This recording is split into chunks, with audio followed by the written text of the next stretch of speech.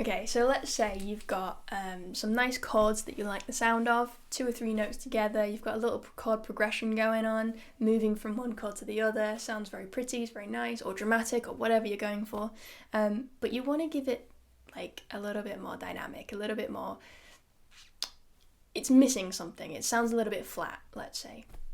I'm going to show you today a little technique that I use everywhere, in every piece that I play, to give those chords a bit more movement, and I'll give you an exercise that you can use to practice that.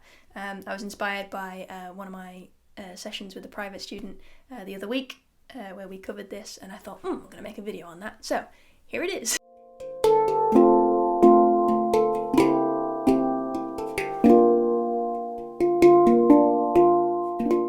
My name is Naylor, welcome to another upbeat handpan tutorial. I'm wearing my favourite t-shirt today, my new favourite t-shirt. It's from Rosie Buskers. She's got a new merch store, you can get t-shirts and hoodies and mugs and stickers and everything.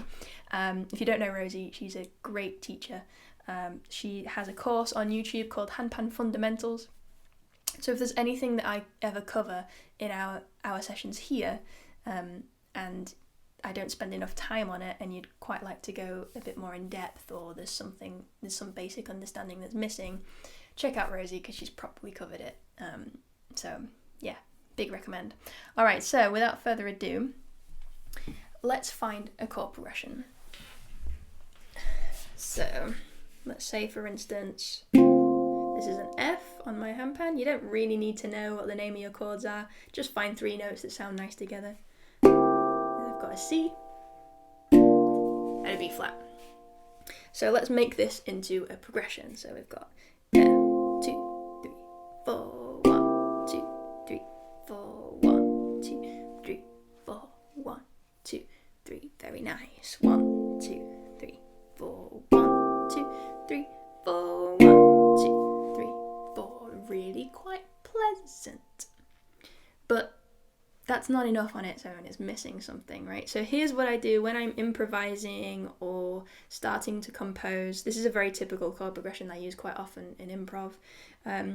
I'll then use that as a jumping point and jump into other things. So to make this a little bit more interesting, giving some movement, I actually separate the notes just a little bit. So listen carefully.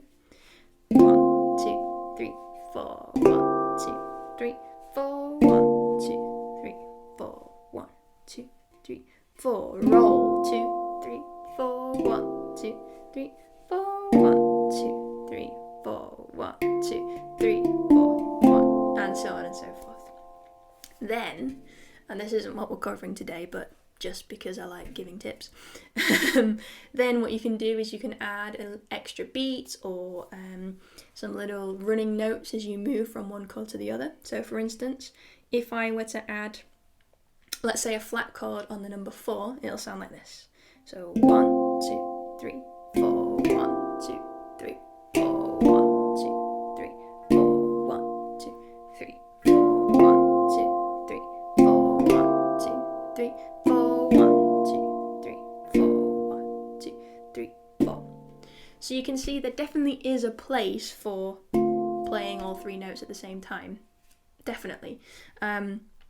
But to use it in the context of other things is what makes it, context is everything.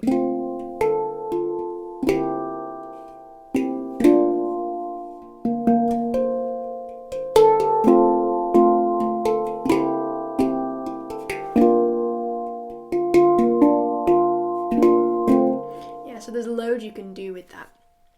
So let's start with a simple exercise so that we can get that movement, get that technique. So what I'm doing is basically kind of an arpeggio, which is playing each note in the chord separately, but then squeezing it together, yeah?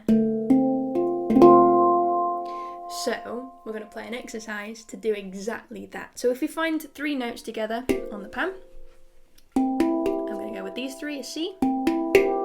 And what I need to do to play this comfortably is with my right hand, I'm playing with my thumb on the first note, and then my middle finger on the second note, and then my middle finger on the third note, but with my other hand. That might be slightly different for you. You might prefer your forefinger or your ring finger. It's entirely up to you. Whatever feels more natural, whatever's strongest. And the thing that's essential for getting that speed is having this rotation of the wrist. Yeah. So I'm keeping my wrist in one place, but I'm using it to twist my hand. So you can see my hand's staying exactly where it is, but all it's doing is like the royal wave. So my thumb's coming down first, and then my middle finger, and I'm aiming for the same spot on the note, on each note.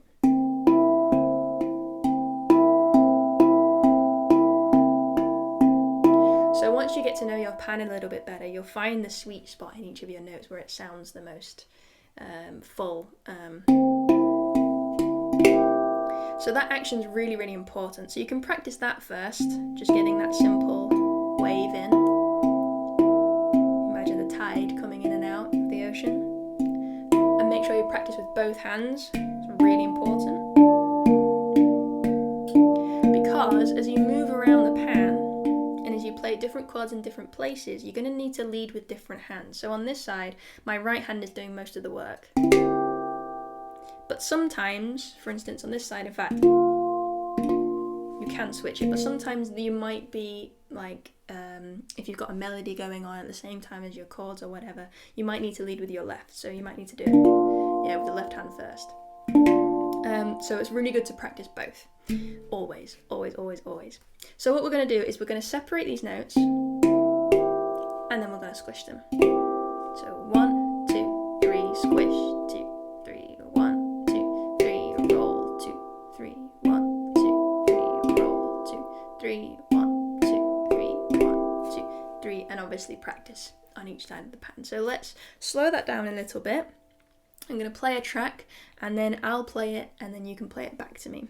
So the track that I'm using today is simple drum kit, 100 BPM in 3/4 time. So that means that we're counting 3 beats in a bar, yeah, like I was just doing. 1, 2, 3, 1, 2, 3, 1. It feels like a waltz, as opposed to 1, 2, 3, 4, which we typically would usually use.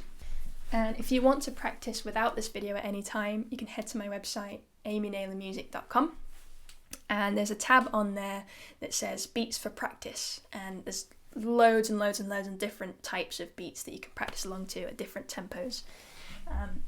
So I recommend that for your practice sessions. So it's going to sound like this. 1, 2, 3, 1, 2, 3, 1, 2, 3, 1. Yeah, my turn and your turn. 1, 2, 3, 1, 2. Your turn. 1, 2, 3, 1, 2. My turn. 1, 2, 3, 1, 2. Your turn. 1, 2, 3, 1, 2. My turn. 1, 2, 3, 1, 2. Your turn. 1, 2, 3, 1, 2. Nice. 1, 2, 3, 1, 2. Your turn. 1, 2, 3, 1, 2. Yeah. 1, 2, 3, 1, 2, 3, 1, 2, 3, 1, 2. My turn. 1, 2, 3, 1, 2, 3, 1, 2, 3, 1, 2. Yeah. 1, 2, 3, 1, 2, 3, 1, 2, 3. Good. I'm going to find somewhere else. 1, 2, 3, 1, 2, 3, 1, 2, 3, 1, 2. Yeah. 1, 2, 3, 1, 2, 3, 1, 2, 3, 1, 2, 3. Go. 1, 2, 3, and roll.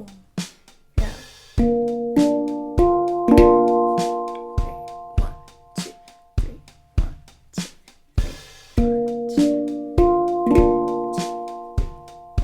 2, 3, 1, 2, 3, 1, 2, 1, 2. Nice. All right, cool. We'll leave it there. So now you've got an idea of how you can practice that, yeah? So make sure you go to the website, find those beats, practice along to them, and eventually, once you've really got the hang of that, you can put it into context of your chord progression.